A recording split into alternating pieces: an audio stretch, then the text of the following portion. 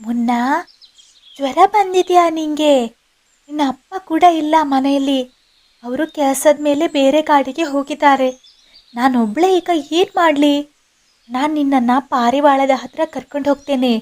ಸಿರಿಯ ಮಗ ಮುನ್ನನಿಗೆ ಜ್ವರ ಬಂದಿತ್ತು, ರಾತ್ರಿಯ ಸಮಯ. ಆದ್ದರಿಂದ ಸಿರಿಗೆ ಏನು ಮಾಡಬೇಕು ಅಂತಲೇ ಗೊತ್ತಾಗ್ತಿರ್ಲಿಲ್ಲ. ಆದರೂ ಅವಳು ಧೈರ್ಯಗುಂದದೆ ಮಗ ಮುನ್ನನನ್ನ ಡಾಕ್ಟರ್ ಪಾರಿವಾಳದ ಹತ್ತಿರ ಕರ್ಕೊಂಡು ಹೋಗ್ತಾಳೆ. ಆದರೆ ಅಲ್ಲಿ ಪಾರಿವಾಳ ಇರೋದಿಲ್ಲ. ಅಯ್ಯೋ, ಈ ಸಮಯದಲ್ಲಿ ಈ ಪಾರಿವಾಳ ಎಲ್ಲೋಗಿದ್ದಾರೆ? ಈ ರಾತ್ರಿಯಲ್ಲಿ ನಾನು ಈ ಮುನ್ನನನ್ನ ಕರ್ಕೊಂಡು ಎಲ್ಲಿಗೆ ಹೋಗಲಿ? ಅವನಿಗೆ ಬೇರೆ ಪ್ರಜ್ಞೆ ಇಲ್ಲ. ಜ್ವರ ತಲೆಗೆ ಹತ್ತುತ್ತಾ ಇದೆ ಅನ್ನಿಸ್ತಾ ಇದೆ.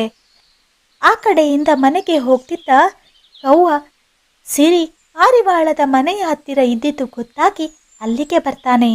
ಏನಾಯ್ತು ಸಿರಿ? ಪಾರಿವಾಳಗೆ ಕಾಯ್ತಾ ಇದೆಯಾ ಈ ರಾತ್ರಿಯಲ್ಲಿ?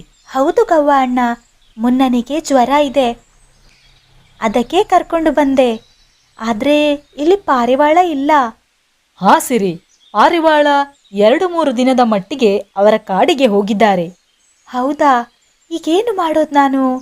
ಮುನ್ನನಿಗೆ ಬೇರೆ ಜ್ವರ ಜಾಸ್ತಿಯಾಗಿ ಪ್ರಜ್ಞೆನೇ ಇಲ್ಲ.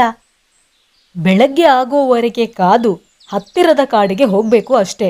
ನಾನು ಬರ್ತೇನೆ, ನನಗೆ ತಡ ಆಯ್ತು. ಕವ್ವ ಅಲ್ಲಿಂದ ಹೊರಟೋಗ್ತಾನೆ. ಸಿರಿ ಬೇಜಾರಲ್ಲಿ ಮಗನನ್ನ ಕರ್ಕೊಂಡು ಮನೆಗೆ ಬರ್ತಾ ಇರುವಾಗ ಮನೆಯಿಂದ ಹೊರ ಬಂದ ಮೈನಾ ಇವರನ್ನ ನೋಡ್ತಾಳೆ. ಇದು ಸಿರಿ ಅಲ್ವಾ? ಸಿರಿ ಸಿರಿ ಸಿರಿ ಮುನ್ನನನ್ನ ಮೈನಳ ಮನೆಗೆ ಕರ್ಕೊಂಡು ಹೋಗ್ತಾಳೆ. ಏನಾಯ್ತು ಸಿರಿ? ಇಷ್ಟೊತ್ತಲ್ಲಿ ಎಲ್ಲಿಗೆ ಹೋಗಿದ್ದಿ? ಏನಾಯ್ತು? ಮುನ್ನ ಯಾಕೆ ಮಲ್ಕೊಂಡಿದ್ದಾನೆ? ಏನಾಯ್ತು ಅವನಿಗೆ? ಮೈನಾ, ನನ್ನ ಮುನ್ನನಿಗೆ ಜ್ವರ ಜಾಸ್ತಿ ಆಗಿದೆ, ತಲೆ ಕೆಂಡದ ಥರ ಆಗ್ಬಿಟ್ಟಿದೆ. ಪಾರಿವಾಳದ ಹತ್ರ ಕರ್ಕೊಂಡು ಹೋದೆ, ಆದರೆ ಅಲ್ಲಿ ಪಾರಿವಾಳ ಕೂಡ ಇಲ್ಲ. ಬೇರೆ ದಾರಿ ಕಾಣದೆ ವಾಪಸ್ ಮನೆಗೆ ಬಂದೆ. ಹೌದಾ? ಅದಕ್ಕೆ ಮೊದಲು ತಲೆಗೆ ತಣ್ಣೀರು ಬಟ್ಟೆ ಹಾಕಬೇಕು. ಮೈನಾ ಮುನ್ನನಿಗೆ ತಲೆಗೆ ತಣ್ಣೀರು ಬಟ್ಟೆ ಹಾಕ್ತಾಳೆ. ಸ್ವಲ್ಪ ಹೊತ್ತಲ್ಲಿ ಮುನ್ನ ಕಣ್ಣು ಬಿಡ್ತಾನೆ. ಅಮ್ಮ, ನನಗೆ ತಲೆ ನೋಯ್ತಾ ಇದೆ. ಏನೂ ಆಗಲ್ಲ ಮುನ್ನ, ನೀನು ಬೇಗ ಹುಷಾರಾಗ್ತೀಯ. ಕವ್ವನಿಂದ ವಿಷಯ ತಿಳಿದು ಕವ್ವಿ ಸಿರಿಯ ಮನೆಗೆ ಹೋಗಿದ್ದವಳು ಅಲ್ಲಿ ಸಿರಿ ಇಲ್ಲದೆ ಇದ್ದುದರಿಂದ ಮೈನಳ ಮನೆಗೆ ಬಂದಿದ್ಲು. ಸಿರಿ, ತಗೋ, ನನ್ನ ಹತ್ರ ಜಗ್ಗುಗೆ ತಂದಿದ್ದ ಜ್ವರದ ಮದ್ದು ಇದೆ, ಅದನ್ನೇ ಮುನ್ನನಿಗೆ ಕೊಡು, ಕಡಿಮೆ ಆಗ್ತದೆ. ಥ್ಯಾಂಕ್ಸ್ ಕವ್ವಿ. ಹೆದರಬೇಡ ಸಿರಿ, ನಾವೆಲ್ಲ ನಿನ್ನ ಜೊತೆ ಇದ್ದೇವೆ. ಯಾವುದೇ ಕಷ್ಟದಲ್ಲಿ ನಾವು ಒಬ್ಬರನ್ನೊಬ್ಬರು ಬಿಟ್ಟು ಕೊಡಲ್ಲ. ಸಿರಿ ಮದ್ದನ್ನು ಮುನ್ನನಿಗೆ ಕೊಡ್ತಾಳೆ. ಮುನ್ನ ಸ್ವಲ್ಪ ಹೊತ್ತಿನಲ್ಲೇ ಎದ್ದೇಳ್ತಾನೆ. ಅವನ ಜ್ವರ ಕೂಡ ಕಡಿಮೆ ಆಗಿತ್ತು. ಮಗ ಚೇತರಿಸಿದ್ದನ್ನ ಕಂಡು ಅಮ್ಮನಿಗೆ ಸಮಾಧಾನ ಆಗ್ತದೆ. ನಮ್ಮ ನೆರೆಹೊರೆಯವರು ಮತ್ತೆ ಗೆಳೆಯರು ಒಳ್ಳೆಯವರಾಗಿದ್ದರೆ ಎಂತಹ ಕಷ್ಟ ಕೂಡ ನಮ್ಮ ಹತ್ರ ಬರಲ್ಲ.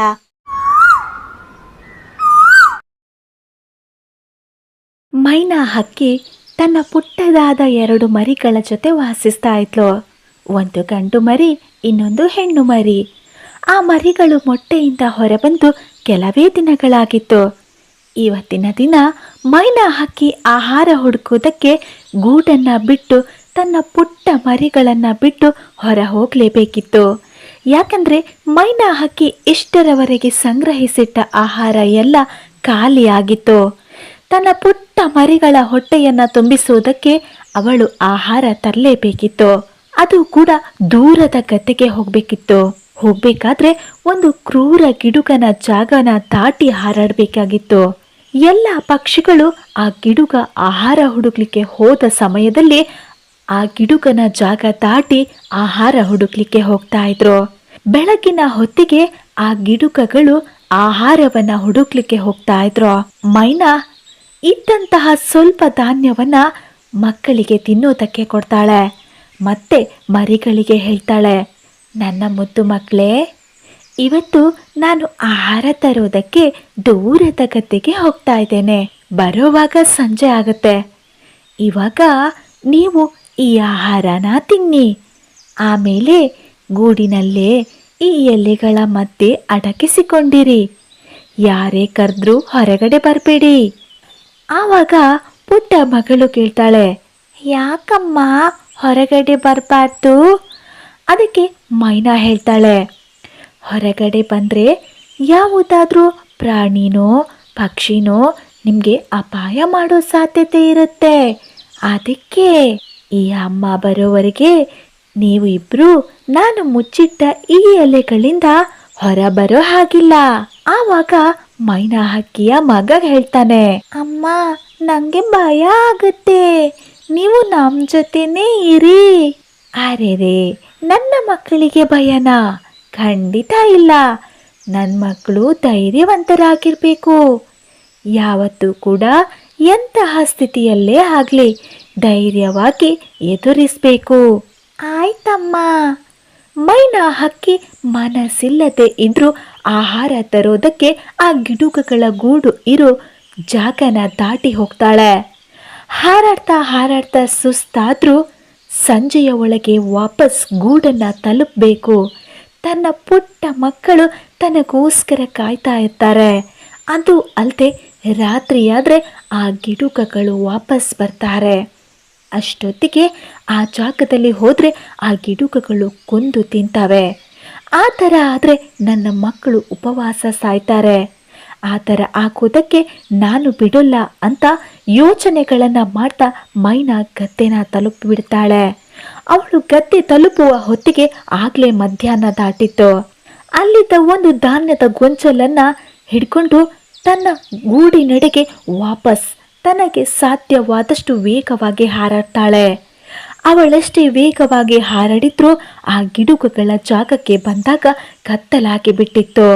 ಗಿಡುಗಗಳು ತಮ್ಮ ಜಾಗವನ್ನು ತಲುಪಿ ಆಗಿತ್ತು. ಮೈನಾ ಅಲ್ಲೇ ಒಂದು ಮರದ ಮೇಲೆ ಕುಳಿತುಕೊಳ್ತಾಳೆ. ಅಯ್ಯೋ, ಈಗೇನು ಮಾಡೋದು? ಬೇರೆ ದಾರಿ ಇಲ್ಲ. ನನ್ನ ಮಕ್ಕಳು ನನ್ನ ದಾರಿನೇ ಕಾಯ್ತಾ ಇದ್ದಾರೆ. ಅದು ಅಲ್ಲದೆ ಹಸಿವನ್ನ ತಡ್ಕೊಳ್ಳೋ ಶಕ್ತಿ ಕೂಡ ಇವಾಗ ಅವುಗಳಿಗಿಲ್ಲ. ಇಲ್ಲಿ ಮೈನಾ ಹಕ್ಕಿಯ ಹೆಣ್ಣು ಮರಿ ಎಲೆಗಳ ಮರೆಯಿಂದ ಹೊರಬರುತ್ತೆ. ಏಯ್, ಅಮ್ಮ ಹೇಳಿದ್ದಾರೆ ಎಲೆಗಳಿಂದ ಹೊರ ಬರಬಾರ್ದು ಅಂತ. ಆದ್ರೆ ಅಮ್ಮ ಯಾಕೆ ಇನ್ನೂ ಬಂದಿಲ್ಲ? ನಂಗೆ ಭಯ ಆಗ್ತಾ ಇದೆ. ಅದಕ್ಕೆ ಆ ಗಂಡು ಮರಿ ಹೇಳುತ್ತೆ, ಭಯ ಪಡ್ಕೋಬಾರ್ದು, ಧೈರ್ಯವಾಗಿರ್ಬೇಕು ಅಂತ ಅಮ್ಮ ಹೇಳಿದ್ರಲ್ವಾ. ಅಮ್ಮ ಬರ್ತಾರೆ, ಆಹಾರ ತರ್ತಾರೆ. ಮೈನಾ ಧೈರ್ಯವಾಗಿ ಆ ಗಿಡುಗಗಳ ಜಾಗವನ್ನ ದಾಟುವಾಗ ಒಂದು ಗಿಡುಗ ಅವಳಿಗೆ ಎದುರಾಗಿ ಬರ್ತಾನೆ. ಏಯ್ ಹಕ್ಕಿ, ನೀನು ನನ್ನ ಆಹಾರ ಆಗಿದೀಯಾ. ಈ ದಾರಿಯಾಗಿ ಯಾರಿಗೂ ಹೋಗೋದಕ್ಕೆ ಧೈರ್ಯ ಇಲ್ಲ ಅಂಥದ್ರಲ್ಲಿ ನೀನು ಬಂದಿದೀಯಾ ಅಂದ್ರೆ ನಿನಗೆ ಜೀವದ ಆಸೆ ಇಲ್ಲ ಅನ್ಸುತ್ತೆ. ಆವಾಗ ಮೈನಾ ಹೇಳ್ತಾಳೆ, ಇಲ್ಲ ಅಣ್ಣ, ಕತ್ತಲಾಗ್ತಾ ಇದೆ. ನನ್ನ ಮರಿಗಳು ನನ್ನನ್ನೇ ಕಾಯ್ತಾ ಇದ್ದಾರೆ. ಅವರಿಗೆ ಹಸಿವನ್ನ ತಡೆಯೋ ಶಕ್ತಿ ಇಲ್ಲ. ಕೂಡಲೇ ನಾನು ಈ ಆಹಾರ ಕೊಡಬೇಕು. ಮೈನಾ ಆ ಥರ ನಡುತ್ತಾ ಹೇಳಿದಾಗ ಗಿಡುಗನಿಗೆ ತನ್ನ ಪುಟ್ಟ ಮರಿ ತನ್ನ ಹತ್ರ ಆಹಾರ ಕೇಳಿ ತಿಂತಾ ಇದ್ದಿದ್ದು ನೆನಪಾಗಿ ಅಲ್ಲಿಂದ ಏನೋ ಹೇಳದೆ ತನ್ನ ಗೂಡಿಗೆ ವಾಪಸ್ ಹೋಗ್ತದೆ. ಅಲ್ಲಿಂದ ಮೈನಾ ತನ್ನ ಗೂಡಿಗೆ ಮರಳ್ತಾಳೆ. ಅವಳಿಗೆ ಅವಳ ಮರಿಗಳದ್ದೇ ಚಿಂತೆ ಆಗಿತ್ತು. ತನ್ನ ಜೀವದ ಯೋಚನೆ ಇರಲಿಲ್ಲ. ಅಂತೂ ಮೈನಾ ಗೂಡು ತಲುಪಿ ತನ್ನ ಮರಿಗಳಿಗೆ ತಿನ್ನೋದಕ್ಕೆ ಆಹಾರನ ಕೊಡ್ತಾಳೆ. ಗೆಳೆಯರೇ, ಈ ಕಥೆಯಿಂದ ತಿಳಿದು ಬರೋ ನೀತಿ ಏನಂತ ಹೇಳಿದ್ರೆ, ತಾಯಿಯ ಮಮತೆಗಿಂತ ಕಾಳಜಿ ಪ್ರೀತಿಗಿಂತ ಯಾವುದೂ ಹೆಚ್ಚಿಲ್ಲ ಅನ್ನೋದು. ನಿಮಗೆ ಈ ಕತೆ ಇಷ್ಟವಾಗಿದ್ದಲ್ಲಿ ದಯವಿಟ್ಟು ಈ ಕತೆನ ಶೇರ್ ಮಾಡಿ, ಲೈಕ್ ಮಾಡಿ, ಮತ್ತೆ ಈ ಕತೆಗೊಂದು ಸಣ್ಣದಾಗಿ ಕಮೆಂಟ್ ಮಾಡಿ.